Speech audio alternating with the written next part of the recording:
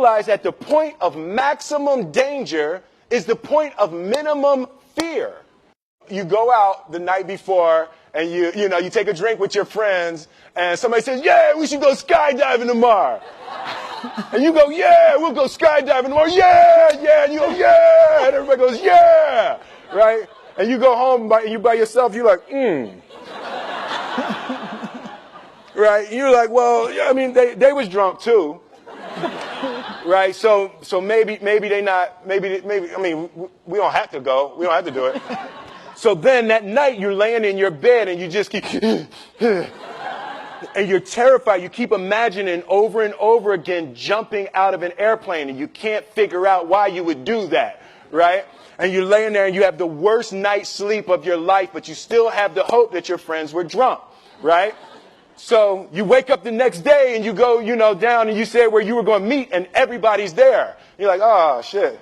All right, cool. Right? So you get in the van and you don't know that your friends had the same night that you had because they're pretending like they didn't. They're like, yeah, man, my uncle's a Navy SEAL and, this is going to be great. I've been looking forward to this. And you're like, oh, my God. And your stomach is terrible. You can't eat and everything, but you don't want to be the only punk who doesn't jump out of this airplane.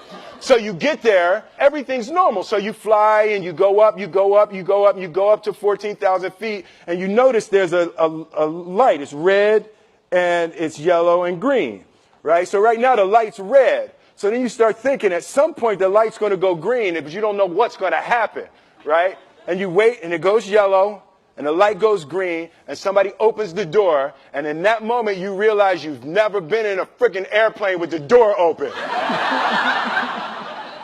Terror, right?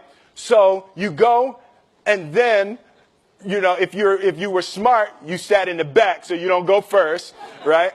And then people start going out of the airplane and you go and the guy walks you up to the end of the thing and you're standing and your toes are on the edge and you're looking out down to death.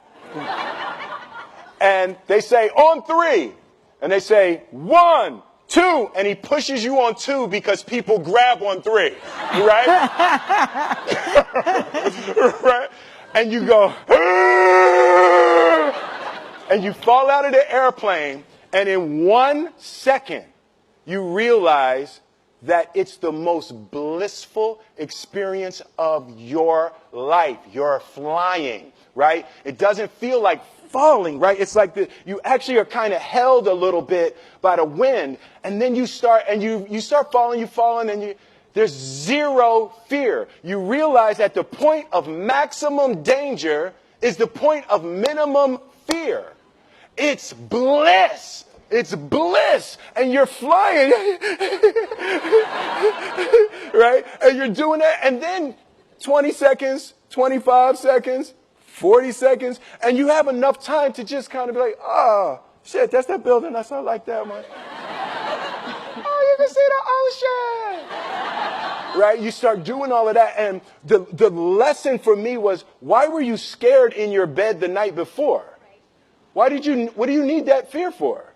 Just don't go. Why are you scared in your bed 16 hours before you jump? Why are you scared in the car? Why could you not enjoy breakfast? What did you need that? The fear is fear of what? You're nowhere even near the airplane. Everything up to the stepping out, there's actually no reason to be scared. It only just ruins your day. You don't have to jump. And then in that moment, all of a sudden, where you should be terrified is the most blissful experience of your life. And God placed the best things in life on the other side of terror. On the other side of your maximum fear are all of the best things in life. You know.